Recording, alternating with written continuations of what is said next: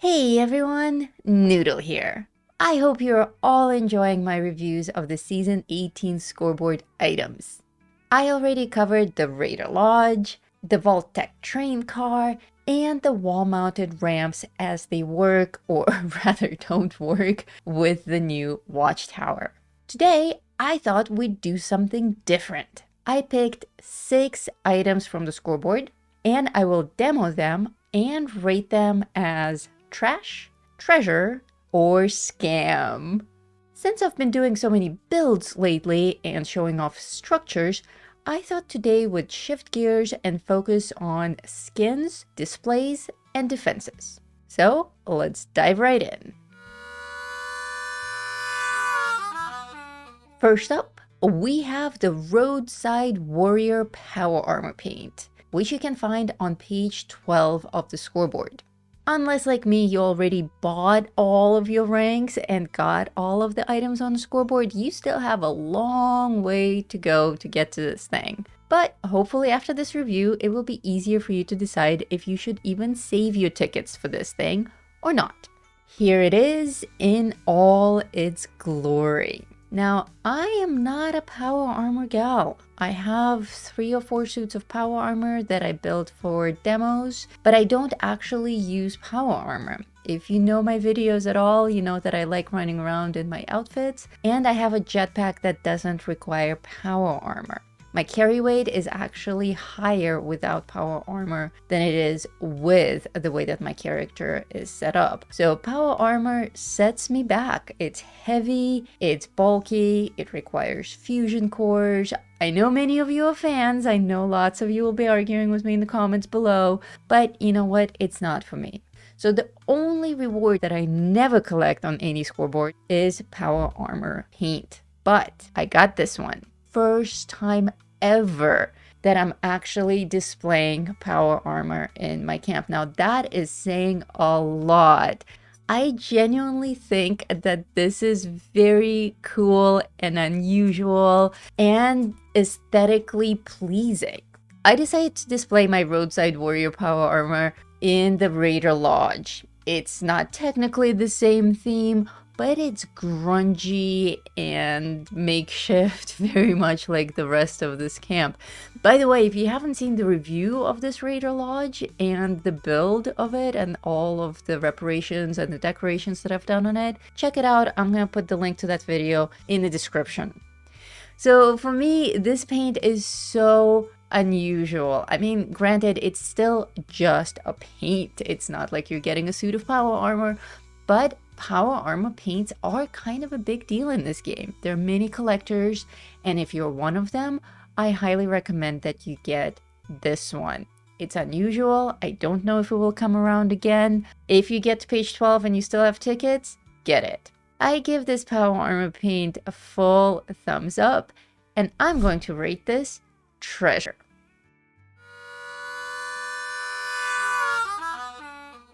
Next up, since I'm already in my Raider Lodge, I thought we would do some Raider themed items.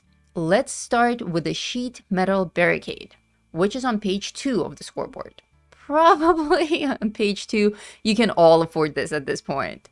These are defenses, and they come with this extended dirt base. If you saw my review of the train car, there's much discussion there in the comments about the base of that item. It's a big blocky base that, yes, can be glitched into the ground, but doesn't naturally sink into the ground. These bases are quite different. They're more organic. They look like mounds of dirt. And I was able to just place them without any kind of glitching, any kind of hacks. Didn't have to use flamethrowers or hover doors or anything like that. They just go into the ground and there they sit. So they're very friendly to install. They work beautifully with terrain. As you can see, I'm on a relatively flat piece of ground here in this camp, but no piece of ground aside from the golf course is actually flat in Appalachia. So there's always a little bit of terrain, and I also have these mountains and hills here, and these barricades blend in with the environment so beautifully. My only beef with them is that there is no variation. Maybe I'm missing something. I checked a million times. It appears that this is the only variation that we get. So if you decide to do a full circle of defenses, if you want to put an entire wall around your camp, it's just going to be the same item, copy paste over and over and over and over again, and it's kind of lame and repetitive. That's my only beef with it. They should have given us more variations of these. It doesn't cost them anything to rearrange the tires and the spikes a bit. So I was borderline on the scam side of my judgment here, but I don't think it's enough to push it over the edge. Yet it's not so extraordinary that I would call it a treasure. I mean, it's a defense barricade. It's pretty cool. I like that it goes with my raider style. I have similar elements on my house already. So I do find it to be valuable and worth getting if you're into the junky raider look. But in order to actually use this in your camp as a defense, you will need to have a whole bunch of other defenses so that you can mix and match them. If you have other barricades that you can fuse this with, that you can alternate, then this will work great. So the fact that there are no variations didn't push me over the edge towards the scam, but it did take away from my treasure ratings. So I will create a brand new rating and call this a trashy treasure. Not a must-have, but I think it's very cool.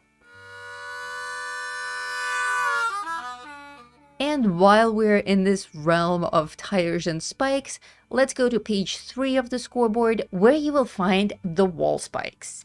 This is a wall decoration, and again, it matches both the barricades and the Raider Lodge beautifully. The Raider Lodge naturally comes with a lot of these already merged with the house in different variations, but you can also add your own. Whether you have the Raider Lodge or not, these are extremely cool. Unfortunately, you can't rotate them. Like, there's only one way to place these on the wall, but that's okay. At least they're not perfectly symmetrical. There is an element of randomness and ruggedness here. I really like that. For those of you who have seen the Raider Lodge review video, you know that some of these decorations on my house came with it, and some of them I installed myself, and you can't tell the difference which one's which. Though now that I'm looking at them, I can't tell if we do have variations on them or not. I see that I can scroll to the left and to the right 3 times, so there's 3 variations, but they look identical to me. Am I going crazy, you guys? They look exactly the same. Okay, this has to be solved. I'm going to set up a separate wall so that this lighting doesn't mess with me. I'm going to set up a separate wall, and I'm going to bust out with every single one of these variations. Okay, I'm an artist, and I don't see a difference here. They look identical. Oh, the first one doesn't have skulls. Okay, that's a little lame, Bethesda. You could have given us more variation than just skulls and no skulls. Like, everything's in the same exact position. They look nearly identical. It's like one of those children's games where you have 2 illustrations and you have to find the differences between them and they look almost identical. It's like that, but that's playing games with us. Okay, again, borderline scam. Very, very cheap reskinning of the same item, pretending to have 3 variations. But I am using these in my camp and loving them. So it's not an amazing treasure. It's still a trashy treasure. And combined with the other things that we have, it can be very cool. But, you know, a little on the scammy side. It's kind of hard to draw lines here.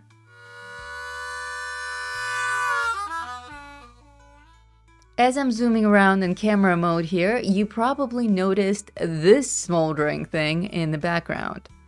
This is the destroyed wagon wheel. It's a tiny little item on page 9 that I'm pretty sure is the only free reward on the scoreboard. It didn't look like much, but the price was right, so I got it. And boy, oh boy, was I surprised at how much I love this thing. Oh my god, you guys, all of my expectations are completely backwards. Everything that looked amazing to me on the scoreboard turned out to be trash. And everything that I was completely doubting really surprised me, ended up being some of my favorite items. This thing is decorative. It does nothing and it takes up a lot of space. So you may think that it's a piece of trash, but it's so attractive and immersive. I am completely in love with it, especially for this kind of a camp look. I mean, look at it. This also works well on terrain. It doesn't look like it hovers because it's so broken and lopsided. Even if the other side of it does hover, it doesn't look like a bad item placement. It looks like a busted wagon. And it adds such a cool free light effect to your camp. I mean, free in terms of budget. It doesn't count as a light source, but it is. It is a light source, and I'm a huge fan in my camp decor of using items that are from floor decorations or wall decorations that produce light. That way I'm not using up all of my light budget. I also love everything that gives some kind of an atmospheric effect, like smoke or steam or running water. That also adds a huge element of immersiveness to your camp. So for me, surprisingly, this made a huge difference to my camp. I didn't do a lot of exterior decoration here, but I put out this thing and it was kind of enough. So huge thumbs up from me for this really strange and completely useless item, treasure. As I'm going through these, let me know your ratings in the comments, you guys. Trash, treasure, total scam. I'm curious to hear your thoughts. Next up, let's examine some other defenses that we got.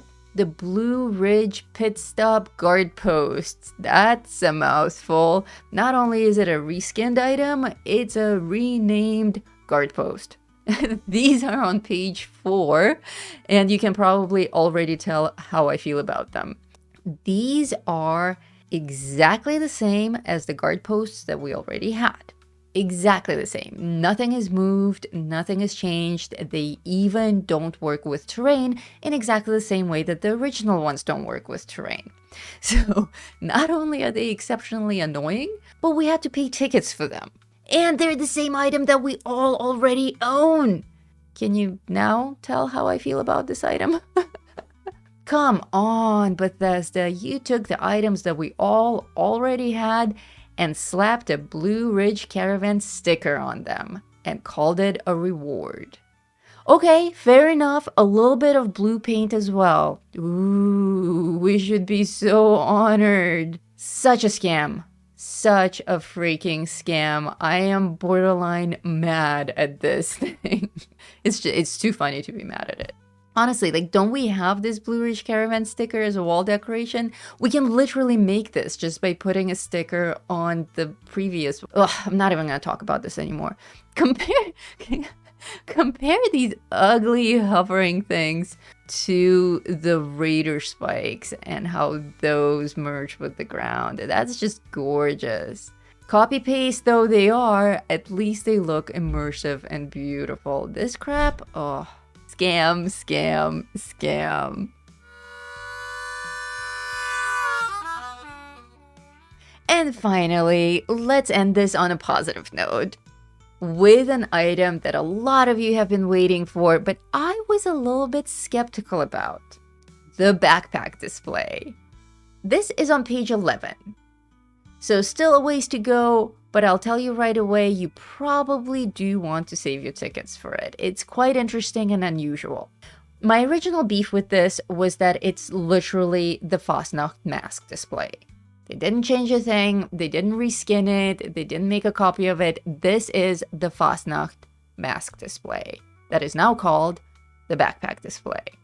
So at first, all of my scam alarms went off. I'm like, come on, Bethesda, another reskin? What is going on here? But then I thought about it, I'm like, well, do we really need the backpack displays to look different from the mask displays?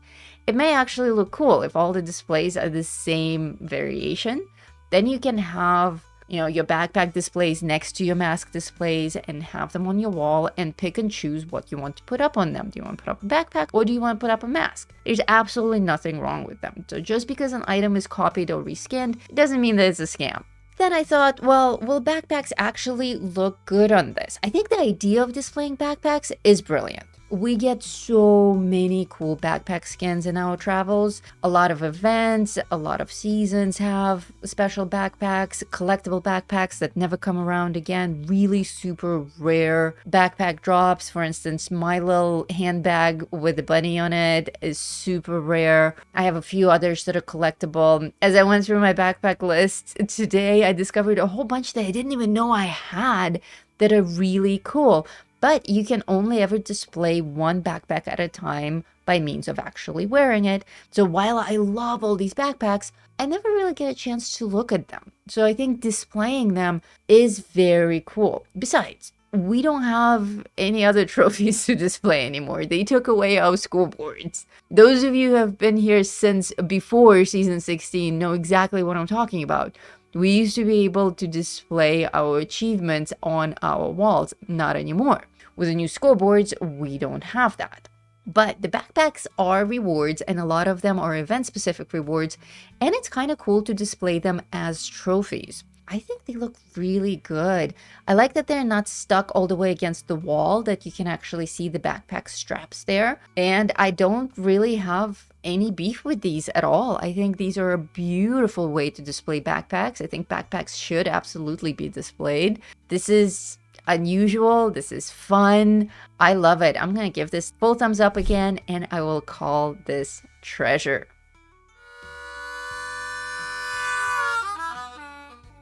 What did you think? Did you agree with me on any of these? How would you rate each of these items? Trash, treasure, or scam? If you enjoyed this episode and this new way of reviewing items, please let me know in the comments which of the season rewards you would like to see on the next show. Please remember that this is not a full season 18 review. I prefer to deliver the season reviews to you in little individual episodes instead of dumping the whole thing on you. This is just one of such bite-sized episodes. Make sure to subscribe to the channel and hit that bell icon to stay up to date on my reviews, and check out some of the previous videos that are already up on the channel. I'm Noodle Pants, one half of Game Aviator. Thank you so much for watching, and until next time, stay safe out there, Vault Dwellers.